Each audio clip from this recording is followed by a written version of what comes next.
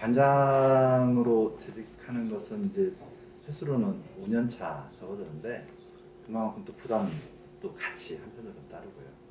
취임식 할 때 저는 말을 많이 안 하고 듣기만 많이 했는데 우리 지역 주민분들, 당사자분들, 또 교단에 계신 우리 선배 목사님들, 또 저희 법인 선배 기관장님들 이런 분들이 사랑의 권면을 한 30분 가까이 해주셨어요.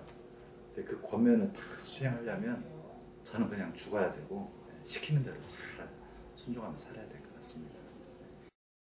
지역적으로 보면 저희들이 영구임대 아파트 안에 소재하고 있는 사회복지관이다 보니까 주된 고객 계층은 여기 영구임대 아파트에 거주하고 계시는 저소득층과 또 이 범위를 벗어나서 또 평화동 전체에 살고 계신 지역 주민분들이 주된 고객 계층이라고 할 수가 있습니다. 아무래도 소외계층들이 좀 많이 살고 계시다 보니까 생활상의 어려움들을 호소하시는 분들이 많죠.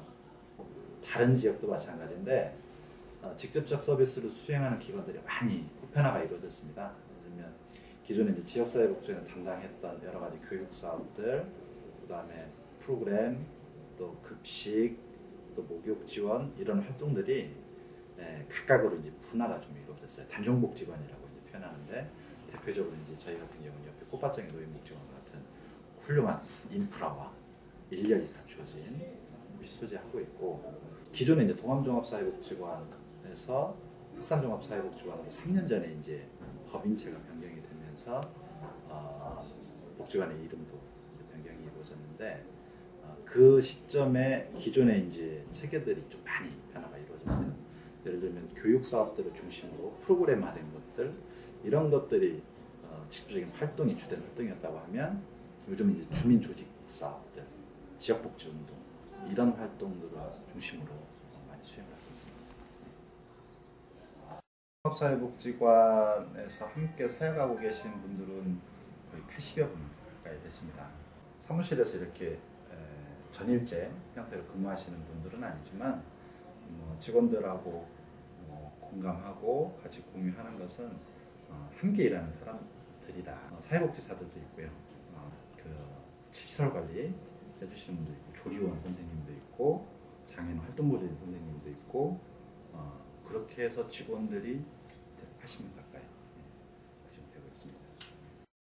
이 조직처럼 회식을 많이 하는 조직은 제가 처음입니다. 직원들하고 정기적으로 행하는 회식은 월에 한 번 정도 일반적으로 먹고 마시고 하는 그런 회식 문화보다 직원들하고 함께 즐길 수 있는 그런 회식. 그래서 예를 들면 어떤 미션을 수행해서 서로 재밌게 시간을 보낸다든가 다른 회식이나 이럴 때는 좀 스포츠 또 여가 문화생활 이런 것들을 할 수 있는 회식 문화도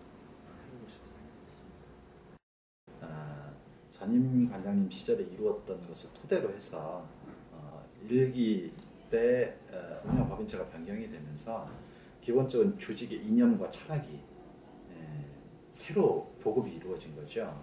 이념과 철학에 맞게 사업 방향들도 재편이 이루어졌고 직원들의 노고 또한 만만치 않았을 것이라고 생각이 듭니다. 그런데 이 2기라고 해서 특별하게 어떤 변화를 꾀한다거나 이럴 수는 없을 것 같고요.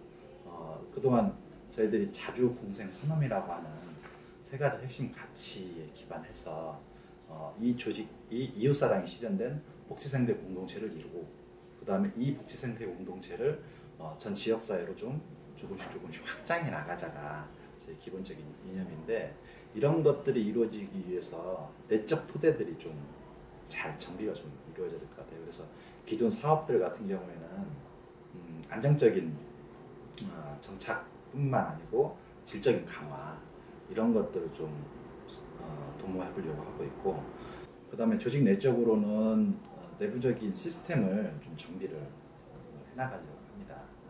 이념과 철학은 구축이 되어 있으나 사실은 그것이 운영되는 것은 철학과 이념에 토대한 프로세스가 뒤따라야 되거든요. 그래서 직원들의 전체적인 학습 구조, 그 다음에 지역사회 네트워크의 활동, 그 다음에 성과라고 하는 것들을 우리의 이념과 철학에 맞게 저희들이 좀 정립해 나가는 과정, 이런 것들을 중심으로 해서 운영계획을 수립을 하고 있습니다. 방과후 대안학교라고 하는 실험을 시작하게 된 계기는 어찌되었건 간에 현재 자본주의 체제 하에서 자본주의의 어떤 부작용으로 나타난 일들을 사회복지 분야에서 일정 정도 완화를 시키거나 때로는 예방을 하거나 또는 사후 처리적 서비스를 행하고 있거든요. 네. 사실은 방과후 대안학교에는 대안 세상을 꿈꾸는, 대안 세상에서 살고자 하는 아이들을 학부모와 교사가 혼자서는 하기 어려우니 함께 아이들을 교육시켜보자 라고는 취지로 시작이 되었습니다. 그래서 첫 번째 내세운 원칙이 대안 세상을 꿈꾸는 학부모와 아이가 있고 그 의식과 소명은 충분한데 돈이 없어서 못 받게 하는 경우 없게 하자. 이게 저희가 첫 번째 내세운 원칙이에요. 그래서 교육비 같은 경우에도 납부할 수 있는 분은 다 납부를 하시고, 납부를 못 하시는 분이 있다고 하더라도 그건 우리가 함께 벌어서 아이들을 교육시킨다 라고 하는 마음으로 임하고 있고, 이번 바자회도 학부모님들 또 교사들, 아이들도 직접 참여합니다.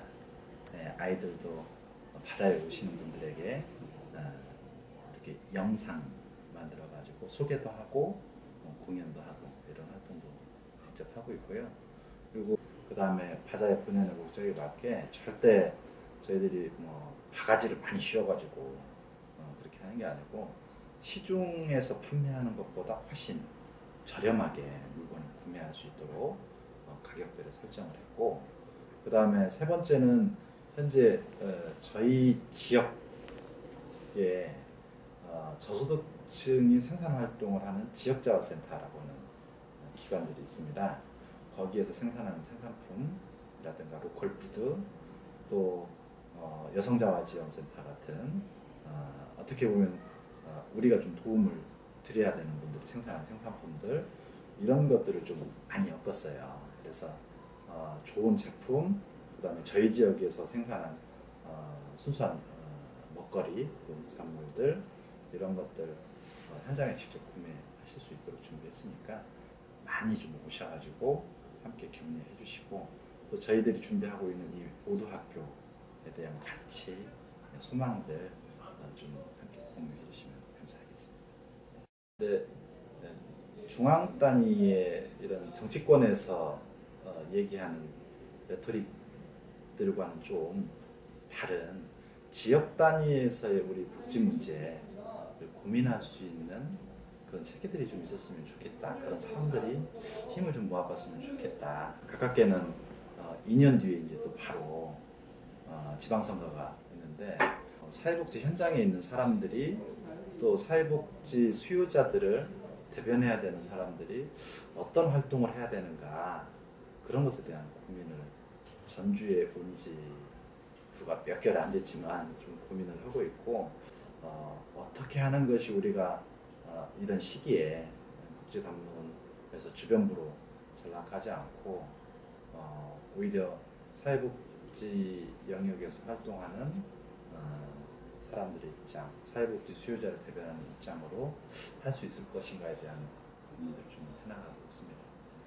요즘 주된 관심사예요.